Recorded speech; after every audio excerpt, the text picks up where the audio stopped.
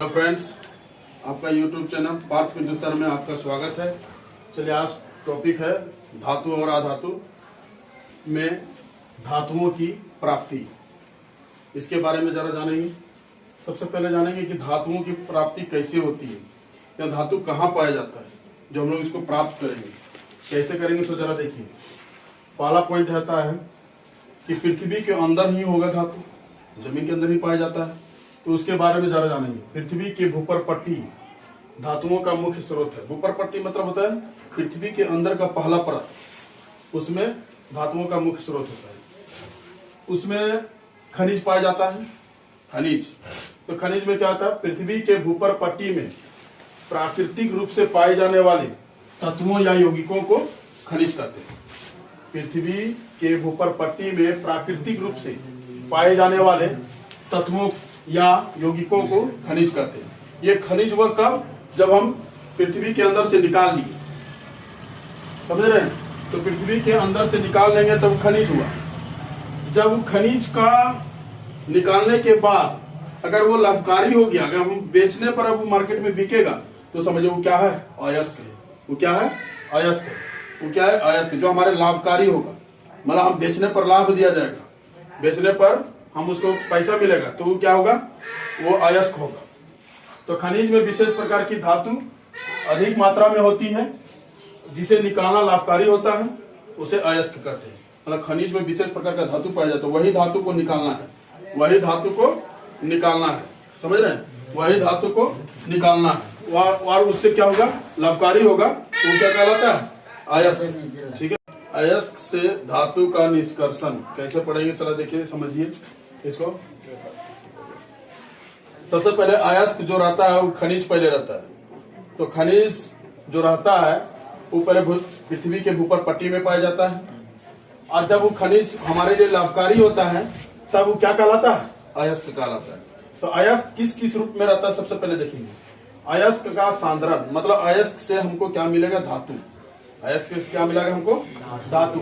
तो अयस्क का सांद्रण कैसे करेंगे? पहला नंबर में उच्च अभिक्रियाशील धातु में अयस्क का सांद्रण तीन तरीके से कर सकते हैं। अयस्क का सांद्रण जो हम तीन विधि से करते हैं।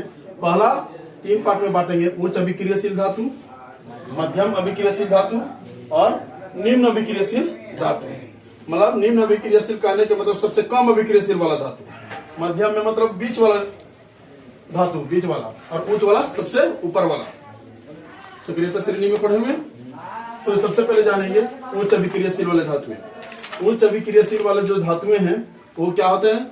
स्वतंत्र अवस्था में नहीं पाए जाते हैं।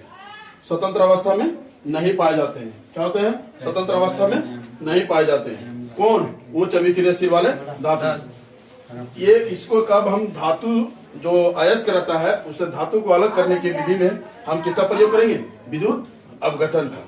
विद्युत अपघटन का जब प्रयोग करेंगे तो हमें क्या मिल जाएगा? शुद्ध धातु मिल जाएगा। उच्च अभिक्रियाशील वाले धातु जैसे हो गया sodium, potassium, calcium, magnesium, aluminium. अब आते हैं मध्यम अभिक्रियाशील वाले धातु में। मध्यम अभिक्रियाशील वाले धातु में ये जो रहते हैं दो तरह से रहते हैं। जो धातु रहते हैं वो दो रूप में पाए जाते हैं, एक कार्बोनेट अयस्क के रूप में और एक सल्फाइड अयस्क के रूप में। जो मध्यम अभिक्रियाशील वाले जो धातु होते हैं वो दो रूप में होते हैं, कार्बोनेट अयस्क और सल्फाइड अयस्क। कार्बोनेट अयस्क को निस्तापन और सल्फाइड अयस्क को भर्जन, दोनों विधि से कर लेंगे। उसके बाद करने के बाद यह धातु किस रूप में आ जाएगा? धातु ऑक्साइड के रूप में आ जाएगा। उसके बाद ये धातु ऑक्साइड जब आ जाएगा तो धातु को फिर क्या करेंगे? अपचयन कराएंगे। धातु को अपचयन कराएंगे किसके साथ?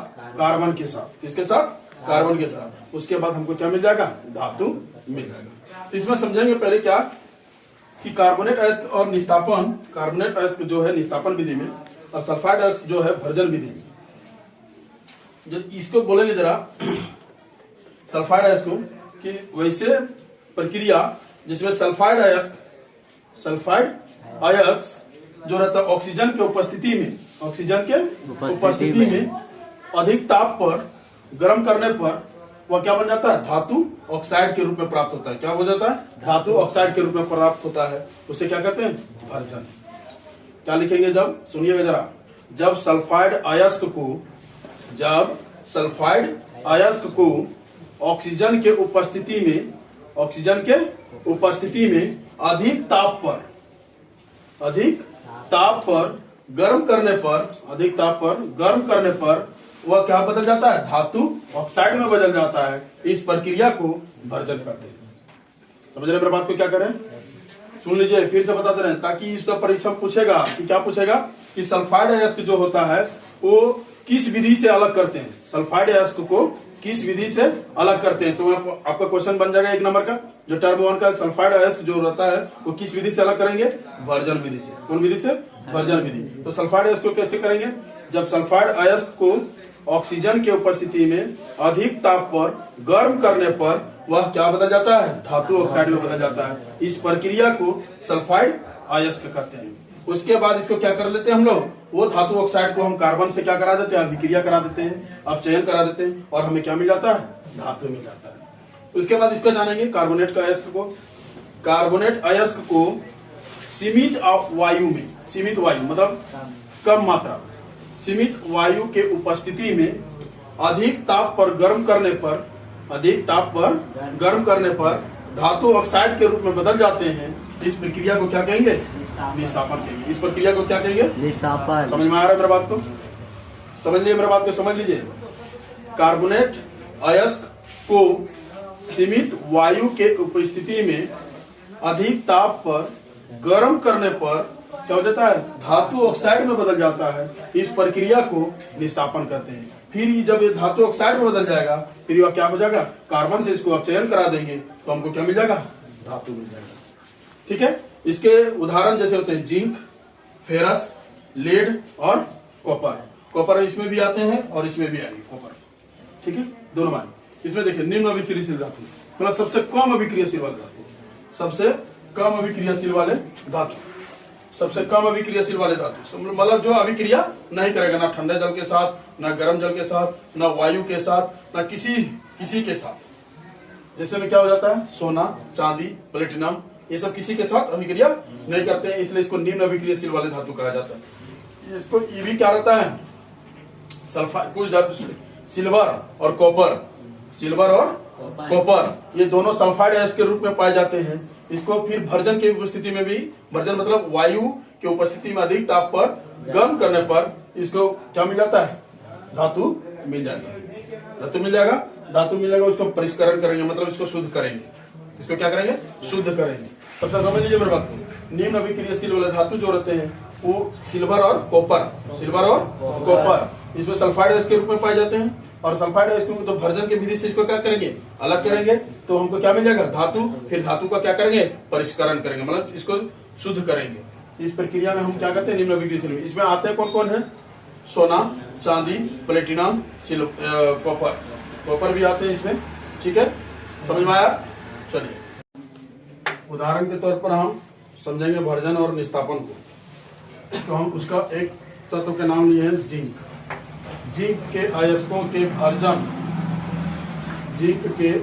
के भर्जन एवं निस्तापन के समय निम्न रासायनिक अभिक्रिया होती है। इसके बारे में उदाहरण के तौर पर समझेंगे। सबसे पहले भर्जन ले लेते हैं।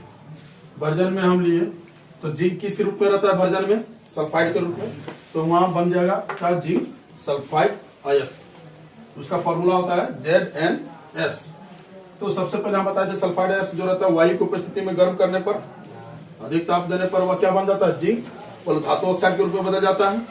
तो समझिएगा, तो ZnS सल्फाइड जिंक सल्फाइड के रूप में है। उसको ऑक्सीजन की उपस्थिति में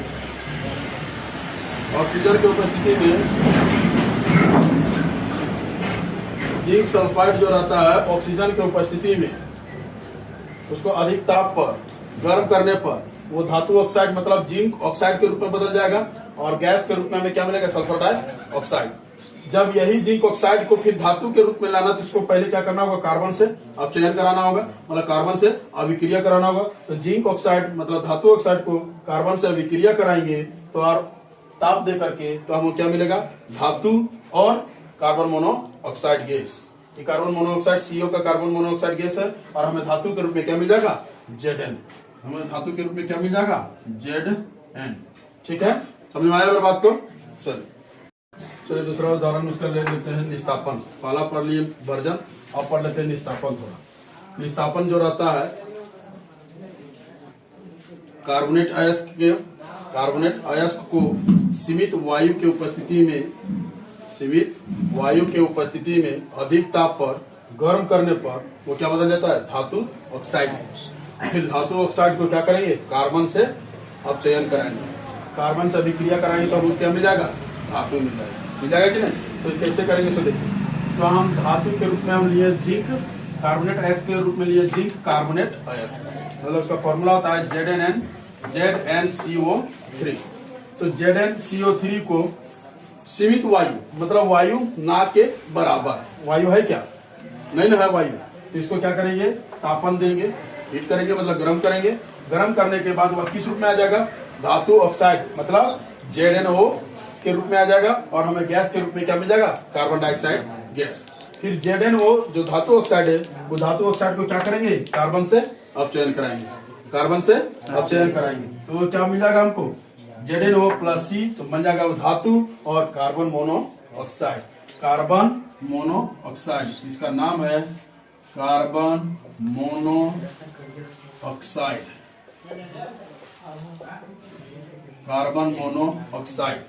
ये यदि समझिए जरा, कार्बन मोनोऑक्साइड, जिंक ऑक्साइड को कार्बन के साथ जब विक्रिया कराएंगे तो Zn प्लस कार्बन मोनोऑक्साइड। यदि आपको वीडियो पसंद आए तो चैनल को लाइक, सब्सक्राइब एवं बेल आइकन को दबाना ना भूलें। चलिए।